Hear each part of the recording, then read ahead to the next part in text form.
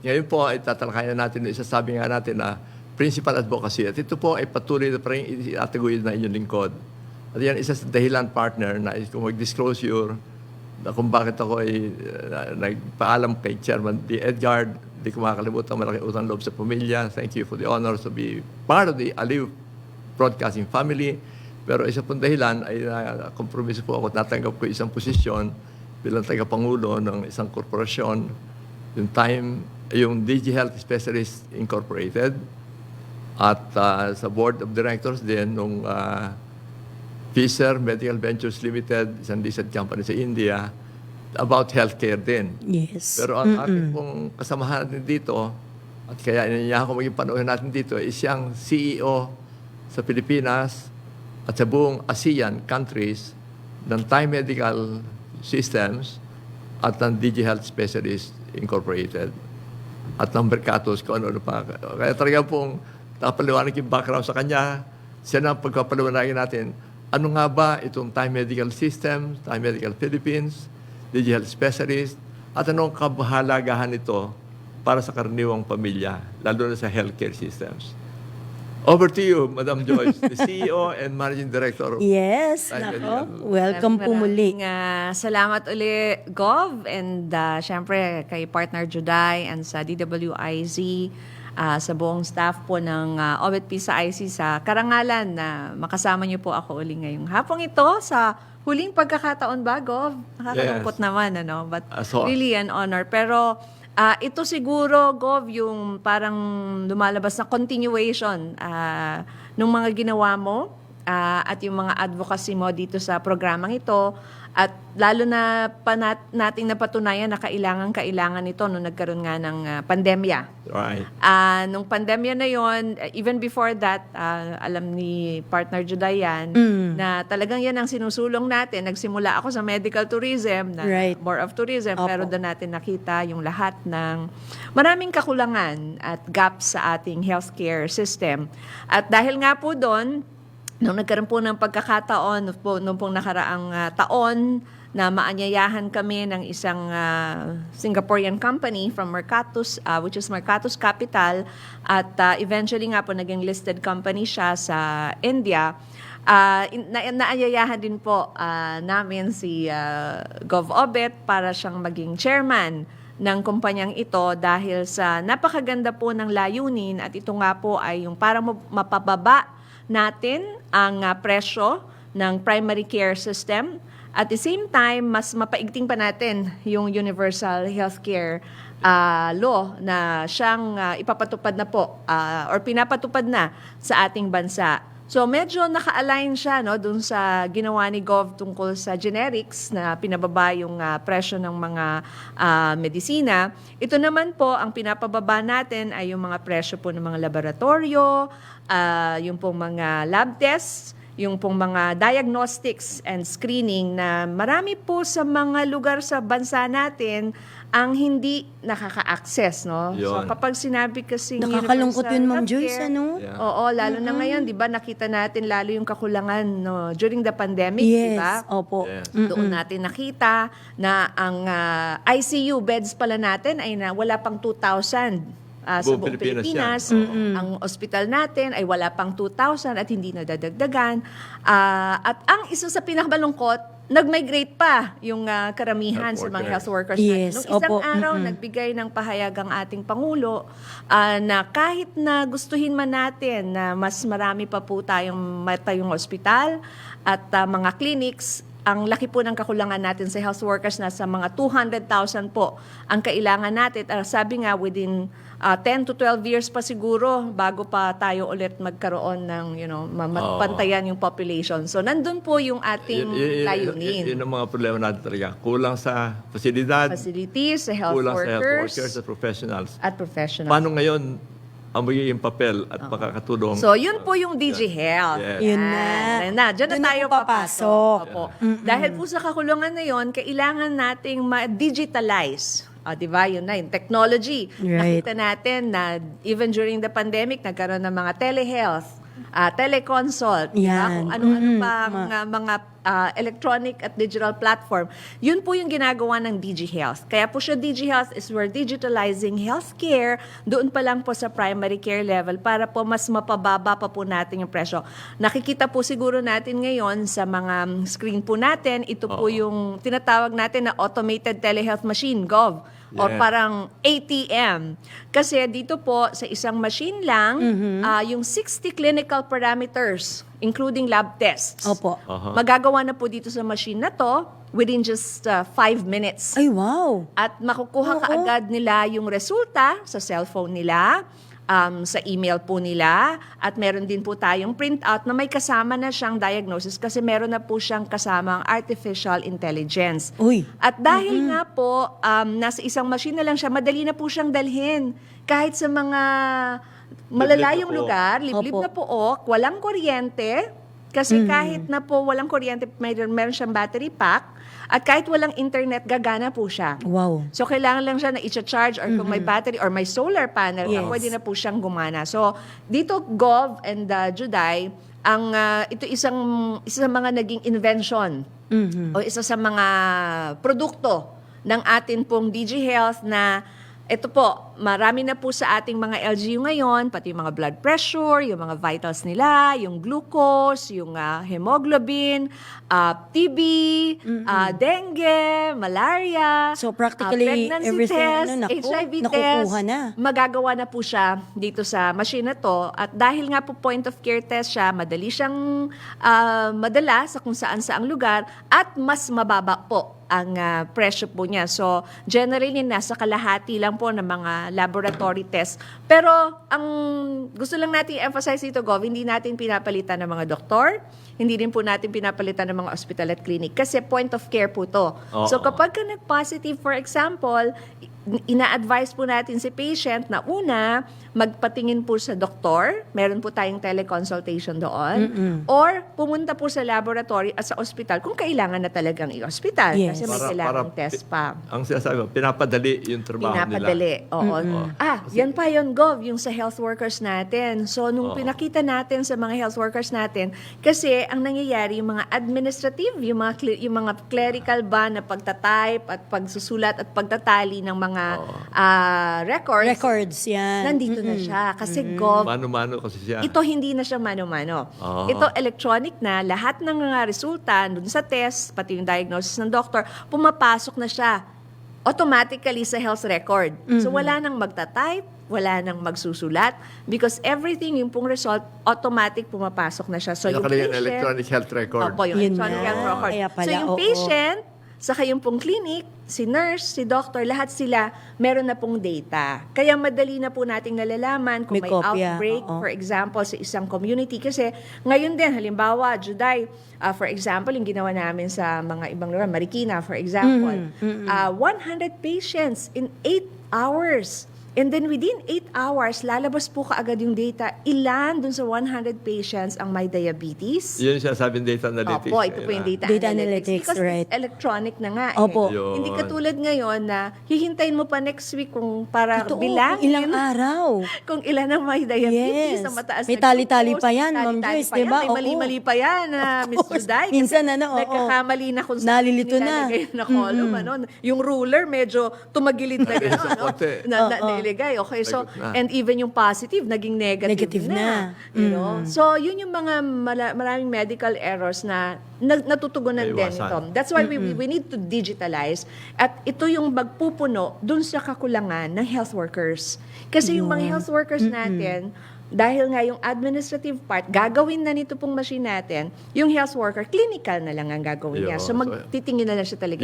Yung clerical, hindi na kailangan. Clinical na lang. Clinical lang. Tama, Gov. Sabi nga nila noon, kasi karamihan sa mga rural health units na inobserbahan natin at sinasabi nila, kalahating araw magpapasyente sila. So, makakakita sila ng mga 30 patients. Opo. Yung hapon noon, partner Juday, yun naman pang encode.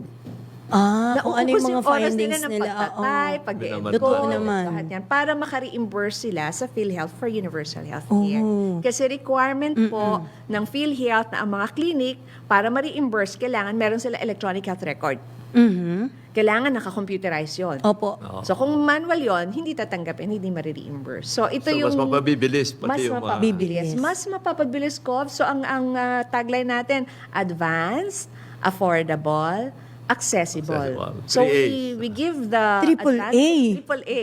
Ang bilis tandaan, ha? Oo, triple diba? A yan. Advanced yan na technology. Yes. Affordable yan kasi pinabababa natin ng presyo at pati yung mga services. Abot kaya. At accessible, kasi Accessible. madali siyang dalhin kahit Saan. So nagpunta na kami sa Baguio, nagpunta na kami sa may mga island ng mga Catanduanes, nakaabot na nga tayo sa Micronesia, Gov, no? At nakakatuwa yung magandang acceptance na binigay sa atin. So dyan namin na ngayon imbitahan si Gov kasi marami na sa mga government agencies natin ang naghahanap ng ganitong klaseng serbisyo. And of course, after that, we have the portable x-ray. Oo. Wow. Alam mo yung handheld na lang, no? Opo. Oo. Pero kung nakita doon sa presentasyon kanina, yung mga may diabetes na nag-injection. Isa naging dahilan dito kung minsan, madalas, hindi alam may diabetes pala. Yes, oo. Totoo naman, Gov. Hindi alam may marami. presyon Nagugulat pala. sila. Kakagulatan. Oo. Ano ang kagandahang maidudulot itong ating ATM na to sa kanang time medical systems para maabot yung mga taong at malaman nila. Kasi kung minsan pag di nalalaman, bawal na pala kain pa ng kain, di ba? Hanggang bigla na lang Kasi nga, malaman Gov, hindi alam eh. Pala. Di ba? Alam mo, Oo. bigyan kita namin ng example na partner Juday Opo. sa Department of Health. Nilagay nila natin ito sa main office ng sa isang DOH. linggo, 500 ang tinest natin ng mga empleyado. Alam mo, nagkagulatan silang lahat. Kasi 1/3 ng mga empleyado ay may diabetes, high blood Uy, sugar. DOH na yan, ha? Oo, and 1/3 na... Hindi nila alam. Hindi Di nila nila alam. alam. Kasi mga bata They're, Yes, they're working, opo, they're oo. active, di ba? Right. So magandang eye-opener yon ang kahalagahan ng Gov para maaga mo siyang, maagapan mo na. Right. So kapag ka tumaas ng konti yung glucose, then magkakaroon ka kagad ng awareness, yung lifestyle mo, Maiiwasan mo na magbabago, ngayon. maiwasan Maiwasan mo na. na. And since yung machine nandyan lang, you can take the exam every week. Halimbawa, Yes. mababantayan Opo. mo kung yung glucose mo bumababa, yung BMI mo bumababa. So yun yung kalahalagan. And then of course yung NTV program natin. Yan, paano naman isa, Oo, isa, isa pa sa problema natin yun, Isa sa di ba? number 1 pa rin tayo, no, sa buong Asia. Nakakalungkot, 3 million. Para ngayon, nasa 4 million na nga yata daw tayo. So, ito pa yung isang kampanya na nilalabanan natin sa DG Health by digitalizing again. Kasi, sabi nga natin, kulang yung TB dots, kulang yung mga tao na magbabantay. So, yung pag-digitalize na natin, madali nating mamomonitor kung sino sa mga nasa community natin ang may TB. Kasi matitest natin Matitrace. kaagad. Matitest natin, matitrace natin, at mababantayan natin, mamomonitor natin kasi we have the data na. Yes. And At matitreat na. matitreat na Yan, siya. So oo. because So of from- telehealth, di Opo. ba?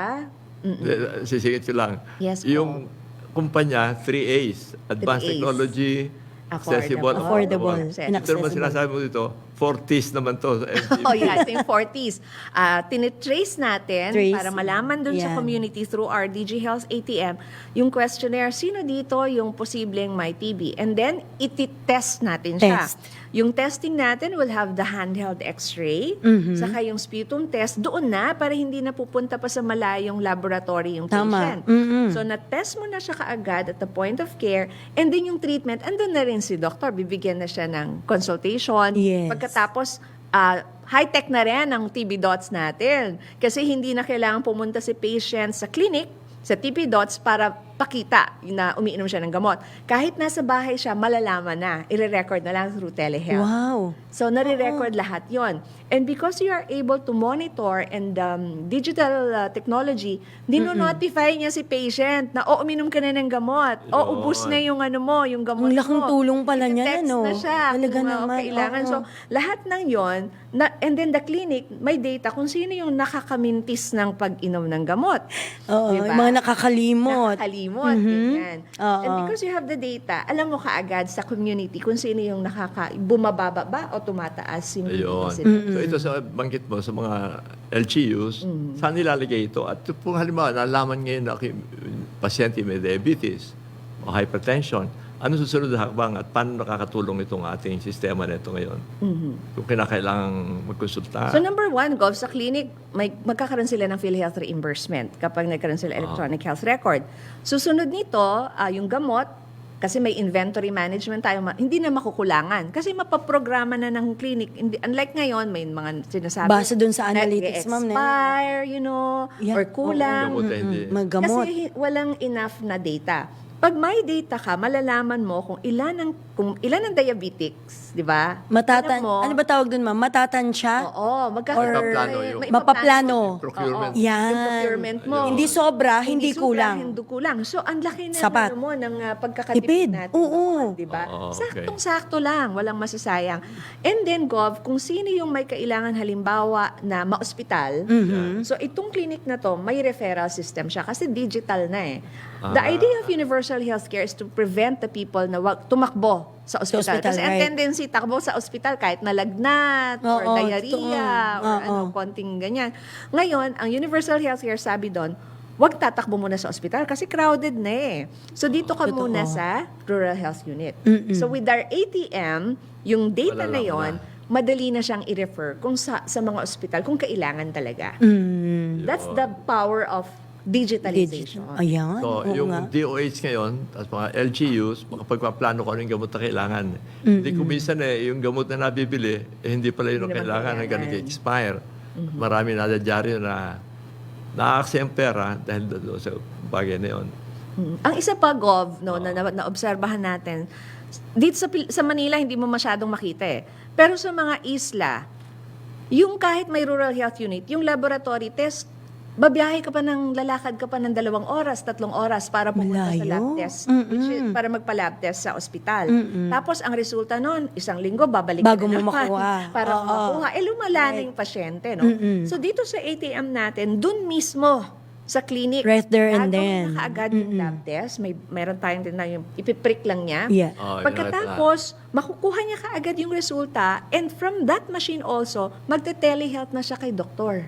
Para Makapagkonsulta na. agad-agad kung ano na yung siya. pwedeng gamot niya. Yes, oo. So, itong data mo na to, makikita ka agad ni doktor. Si doktor, makikita ka na and then meron na rin siyang electronic data Right. portal. Yung prescription niya, ibibigay na rin sa pasyente. So, tignan mo, partner Juday, yung laki ng tipid Totoo po. at yung convenience. Lahat na. Yes. Pera, Pera, oras. at higit sa lahat, yung Ma-action maagapan na mo agad. yung Ayun, sakit. award, keyword, maagapan ng magawa mo kaagad. Yun yung nakakaiyak. And Correct. ito yung siguro umantig talaga sa amin na nakita namin yung mga kahit na may clinic. Urgency ba yun? Oo, walang Talaga, may no? clinic. Oo. Lumuwas galing sa bundok 4 na oras yung bata. Grabe, oo. May diarrhea. Wala yung doktor doon kasi nag-seminar. Tapos walang gamot. Diarrhea lang yun eh. Oo. Simple-simple kung tutusin. Simple kung tutuusin. Opo. Pero na-dehydrate na yung bata.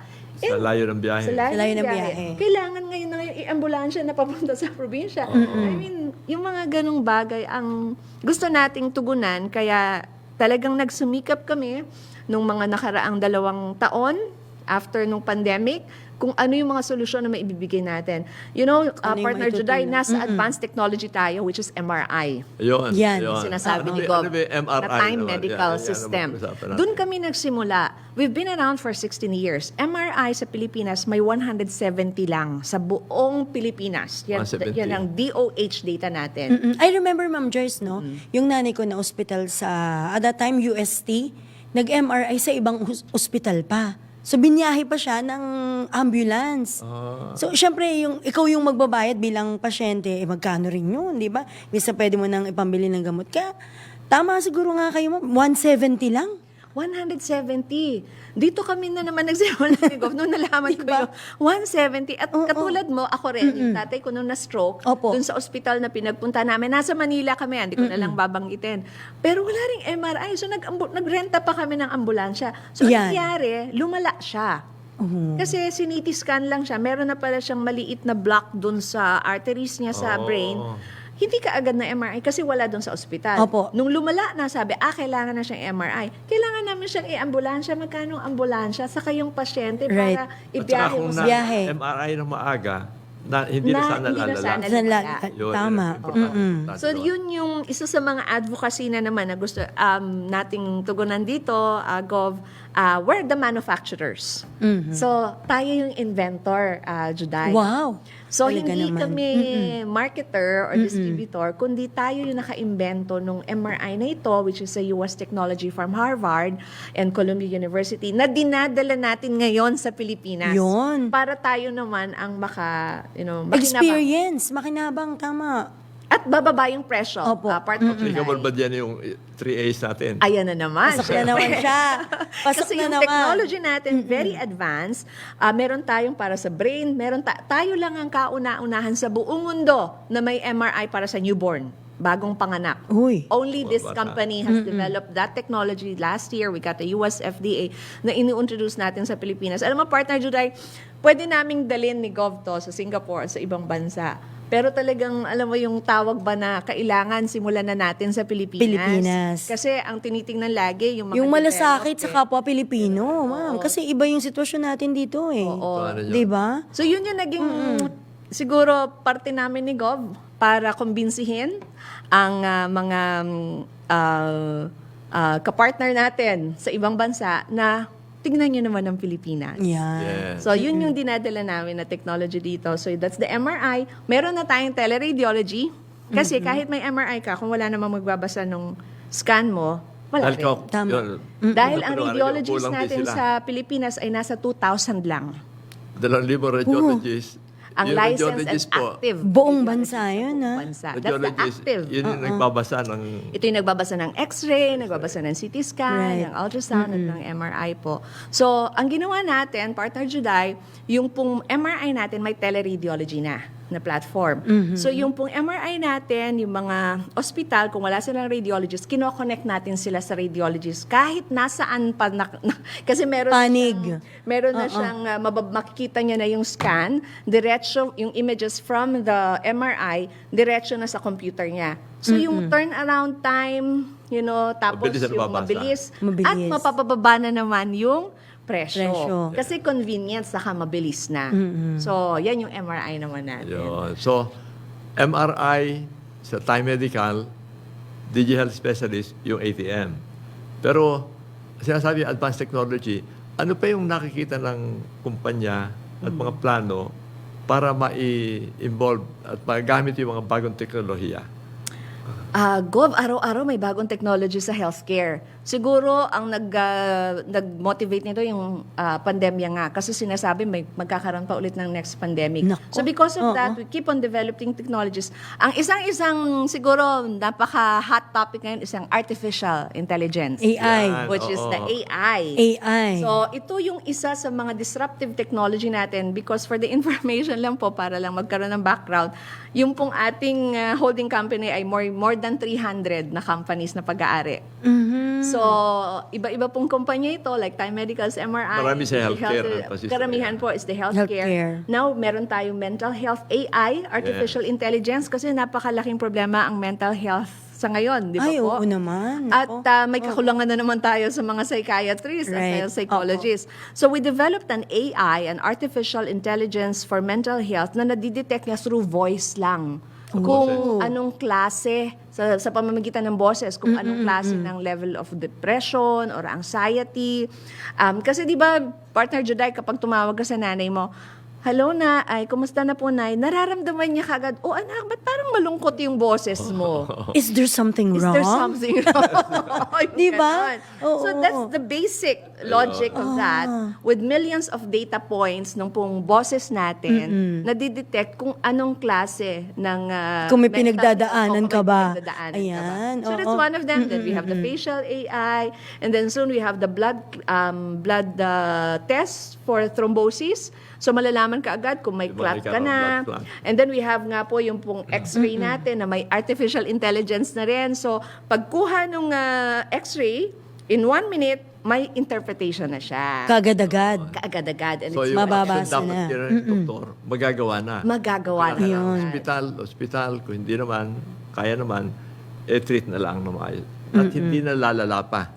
Yun ang isang At hindi pa palitan ng doktor. We will just have to take note of that. Yes, oo. Yung pong initial reading, i-validate pa rin ni doktor. Doktor. Pero at least, natulungan na siya, na-assist na siya, i-validate na lang niya. Kumbaga, meron ka ng Initial idea reading. Oo, may kung initial ano yung sakit Problema. mo, Kung kung ano yung sakit problema, mo. concern, health concern mo through yung ATM. Naku, maraming panahon ko. Kulang siguro yung oras natin. Pero siguro enough lang na magandang balita para sa lahat na si Gov ang aming chairman po dito at kung ano siguro yung ginawa niya noon na advocacy niya sa generics. At sa Ang daming mga natulungan bayan, nun, Ma'am Joyce. Ay, diba? oo, ganun din yung gagawin niya dito po sa pagpababa tulong-tulong po tayo doon. At saka, ng healthcare may pagmamalaki po cost. namin dito, yung group chairman naman talaga, ay talaga naman pong very, very dedicated at napakaraming alam. Nakafocus siya on more than 300 companies partner. Marami doon healthcare talaga. At anyway, oras po. 10 minuto, 7 minuto bago mag-6. Kaya, sinisignal na po kami nito. Break and time check po. Time check 5. Ayan, ako. Partner. Opo. Magbabalik po mga kaibigan, ha? Ilang minuto na lang po dito sa ating programang OBET sa IZ. Makalipas lamang po yan ng ilang paalala. OBET sa IZ. That time check was brought to you by MX3. MX3 capsule helps avoid pain discomfort. Iwas sa sakit. Prepare delightful dishes every time with Technogas Technique appliances. Experience excellent cooking results with Technogas Technique's premium selection of cooking ranges, range hoods, built-in hobs, ovens, and kitchen appliances. Technogas Technique combines elegance, functionality, safety, and durability to enhance your skills and passion for cooking. Make Technogas Technique your cooking partner and fill your kitchen with appliances made to last. That's the Technogas Technique. Kumusta po kayo? This is Tess Cobanquiat, a singer, a songwriter, and a TV supporting actor. And Jesus is my greatest influence. Through Jesus, I have experienced a profound transformation, a shift from the old to the new. 2 Corinthians 5:17. Every day of my life is dedicated to honoring and worshiping God. Jesus has become my compass, guiding me through every decision and inspiring me to live a life that reflects His love and grace. Gusto niyo po ba ang tunay na pagbabago? Tanggapin si Jesus. Gawin mo siyang source of your joy. Through Him, you will discover a new identity and a deeper meaning in everything you do. Halika, magdasal tayo. Lord, I come to you acknowledging my sins. I repent and turn away from my wrongdoings. I put my faith in you, Jesus, believing that your death and resurrection bring me salvation. I accept your forgiveness and grace as a gift. I surrender my life to you. Salamat po, Lord Jesus, for saving me. In Jesus' name I pray. Amen. This is Tess Cobanquiat, a singer, a songwriter, and a TV supporting actor. And I follow the only one, Jesus. Follow the only one. Follow Jesus. Brought to you by MX3. MX3 capsule helps avoid pain discomfort. Iwas sa sakit.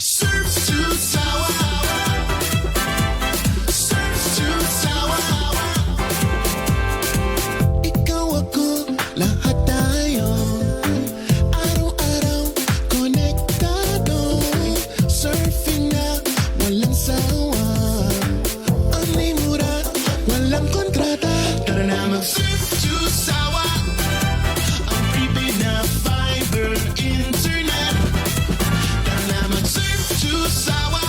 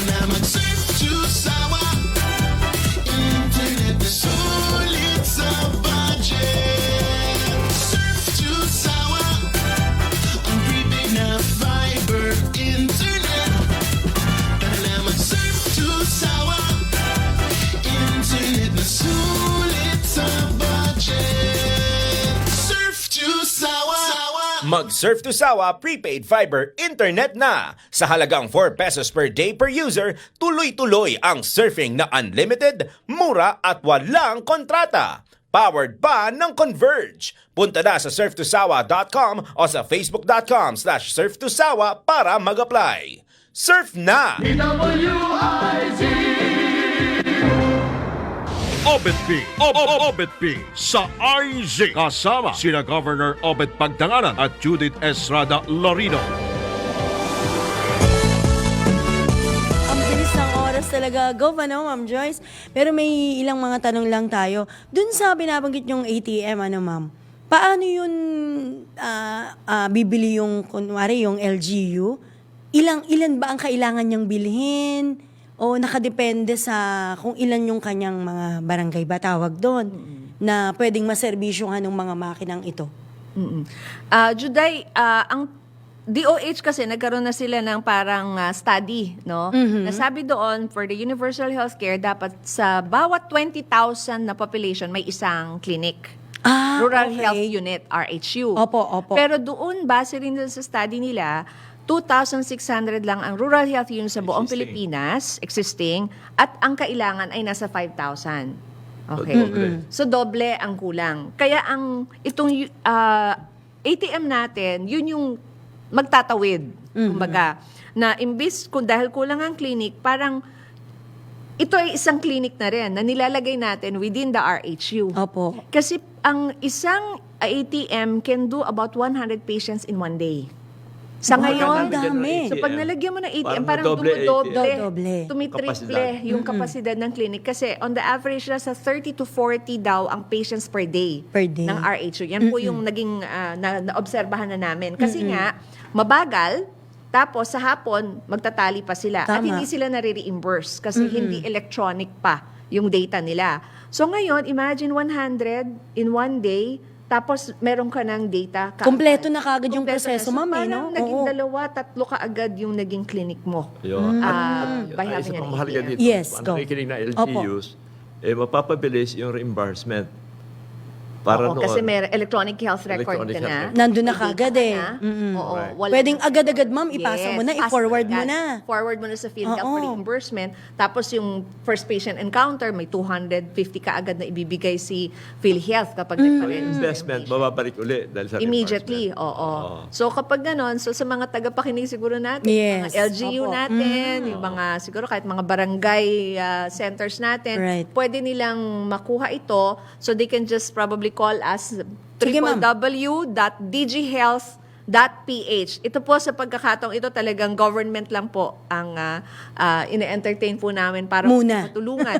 And Opo. distributor, hindi po tayo distributor, we manufacture them Yan. ourselves. So yan po yung isa sa mga tulong na ibinibigay po natin sa mga kababayan. So kung kayong gumawa, alam nyo talaga yung benepisyo niyan, mapakinabang talaga niyan, ma'am, no? Opo. Ayun. So, yun. www.dghealth.ph. Siguro bigay ko na rin yung cellphone. Go ahead, Ma'am Joyce. Lahat na. Oo. Sige lang po para, Pwede note sa atin, eh. Pwede so ba- 0908. Pwede ba- Yes. konti? Opo. So 0908, tapos 888-7880. So yun po yung pwede nilang tawagan. So, talaga pong napakahalaga itong pinag-usapan natin Yes. ito. Una, on the one side, sa point of care, preventive healthcare. Preventive At healthcare. napakahalaga po yan sapagkat pagka yung mga may diabetes na babanggit natin kanina at yung may mga alta presyon, hindi lalala. Sapagkat pagka napabayaan niya at inatake na, talaga naman pong katastrofe ang mangyayari sa pamilya. Kung baga go, pag gaganon, Ma'am Joyce, hindi mo na makahabol eh. Kasi lumala na eh. Wala na. Correct. Oo, di At ba? saka, yung talagang pag may tinamaan sa pamilya, naghihirap talaga. Opo, totoo Isa. naman. At yung mga sinasabi natin kanina, sa MRI naman, bagong teknolohiya at mas mura. So bukod pa roon, paano mapabibilis ang mga tinitingnan natin sistema dito sa mga hospital? Meron Diba? tayong teleradiology, meron tayong artificial And I think we're looking intelligence. for And the PPP, we're working on some public-private partnerships now with the Yan. government agencies, sa mga LGU, para matulungan natin sila na makuha itong mga makina natin, itong MRI natin. Which is again, is a US technology. So far, hindi pa po natin siya magawa dito sa Pilipinas, but hopefully, in the future, we can also bring this technology in the Philippines. Saka isa pang mahalaga dito, ang statistics natin dito, hanggang lumalaki yung ating perang ini-invest sa healthcare, lumalaki din yung out-of-pocket expense. Kasi nga, partner, Opo. nangyayari, hinihintay mo na magkasakit yung mga tao para pakinabangan nyo sa PhilHealth, kinakailangan na hospital ka. Oo, naka-confine. Pero ngayon kasi, yung universal healthcare, pwede na sila sa mga clinic. Clinic. Mga rural Oo, unit. yes. Oo. Yun lang, kulang. Right. Mga serbisyo. At saka dahil nga sa pandemya, ay naatraso ang implementasyon. Tama. Kaya po ngayon, ito isang pagkakataon para mapabilis ang implementasyon ng universal healthcare. Kasi 2019 pa yung partner, Opo. hindi na-implement na maayos dahil nga sa pandemya. Oo nga, kapitbahay pala natin ng PhilHealth, nandito pala. Oo, dito rin. Same building. Kaya gustong-gusto ng PhilHealth yung mapabilis at magiging magandang proseso. Kumbaga magkakatulungan nga Gov dyan di ba? Right. Oo. Lahat pinabilis pero maganda yung resulta. I mean, yung the proseso, no? Pinabilis mo na, accurate pa, 'di ba? Although may i-verify naman talaga, ma'am, sabi mga ng doctor talaga. Ay, ang isa pang Oo. maganda nito, Yes. Partner Juday, Opo. made in the Philippines na siya. Oh, 'di Yung ba? Ito pong ating ATM ay made in the Philippines na. So, dinala na po natin yung technology dito sa Pilipinas. Isa na naman po itong paraan para mas mapababa natin yung presyo ng medical device natin. At ito'y naka-adapt na, ma'am, sa sitwasyon dito, no? Here, dito na, nasa Pilipinas. So, that's Ganda. why made in the Philippines na kung tutuusin. Oo. Ito po ating Although yung MRI is sa Hong Kong. MRI. Hindi pa. natin Hindi kaya. pa, ayan. Opo. In the future, hopefully. X-ray, hopefully, dito na rin natin i-manufacture. Right now, we manufacture. Looking forward tayo dun, Ma'am Yes, Joyce, 'di ba? po. Para Oo. kasi ngayon ang need ng the X-ray that's needed in the country nasa 5,000 partner Judah. For the next 2 years, 5,000 5,000. ang kailangan. Yan ang nasa DOH study na naman. So, ibig sabihin importation na naman 'to, no? Lalabas na naman ang pera natin and also that's why we want to bring down the cost. Dito na natin siya gagawin din. Ayun. At pati yung X-ray, merong model na bago nakita Yung ko. sinabi natin, yung handheld. Handheld lang no? Oo. So, kahit partner Juday, sa isang maliit na clinic, or basta may maliit na room, hindi na kailangan ng leaded, kasi kailangan usually may LED. Opo, oo. Dahil mababa lang yung KVA niya.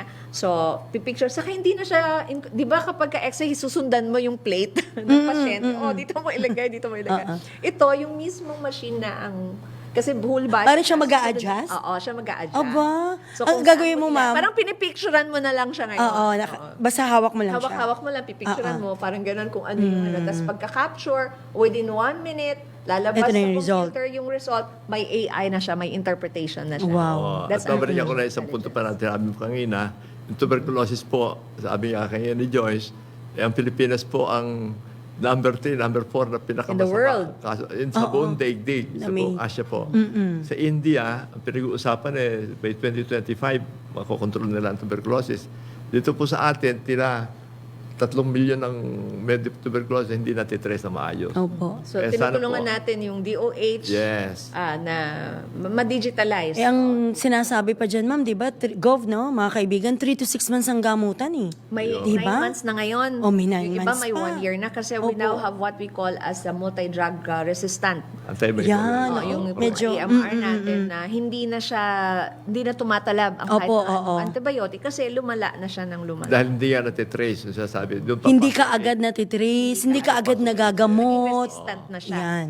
to the antibiotics. Yun yung mga nakakalungkot. At may twin disease yan HIV. So, TB and HIV, they come together. So, usually pag may HIV, kadalasan Yung pan-dengue, pwede rin ma-check din. Opo, Kasi meron ngayon, po parang tayong kaya- test dito sa ATM din for dengue, malaria, TB, HIV. So meron na po urinalysis you can also do there. So meron po tayong mga strip test na pwede na pong gamitin doon sa ATM. Yun. Ako, tutuwa ako talaga. Kaya po mga kaibigan, kung hindi man tayo, nagpaalam tayo sa programang ito, pasalamat tayo kay Chairman D. Edgard, patuloy pa rin po yung ating advokasya. Pinapanawagan ni Joyce, si Partner Juday. Yes po. Anytime, nandiyan pa rin yung pagsisikap natin. Sapagkat talagang kinakailangan tulong natin yung gobyerno. At nasa gayon, karapat dapat ang Pilipino sa pinakamataas na antas ng kalusugan. At natutuwa kami, inaprubahan ng Presidente yung 5-point yung 8-point program ni 8-point Secretary program, Bosa. Secretary Ted. For the next 5 years, para Joyce, di ba? Oo, so okay na po yun. Itong mga pinipresenta natin dito, mga instrumento para mas madali nilang mapagawa. Yan. Pakinabang atin sa bayanan. So yun po ang kabuluhan na pinag-usapan natin dito ngayon. Anyway, Tulong tulad yan. dati, ayos kong pasalamat samantala yung pagkakataong ito. Bago matapos ang programa natin, para pasalamatan minsan pa si Chairman D. Edgar. Yes, Bangon family ko. Sa pamilya, Opo. talaga naman po. Mula ni Ambassador Tony, talagang hindi natin nakakalimutan. Karangalan ko po na maging bahagi ng Aliw family at talaga namang hindi natin... Ilang dekada pa tayo, Go? Ilang dekada na? Ang tagal na, no? Diba? Tatlo halos ba? Ganun ma'am Dalawang eh. dekada. 2 dekada na. 20 plus Nagulat ako nung years. pinag-usapan ng maalam na. Matang-bata pa si Juday noon. Oo, Single pa ako nun, ma'am. talaga po Ngayon, siya. double na ako. Kaya, una nga ang partner ko si Christy Dailo. Yes. Pagkatapos si Na Maru nasa Pahati. Canada na ngayon, Go. Canada na ngayon. Si Maru Pahati. Maru, diba? Pahati Sarne. Advocacy natin sa health, pinick up niya, di ba? Opo. Pagkatapos nga si partner Joyce at si partner Judah yung pinakamatagal.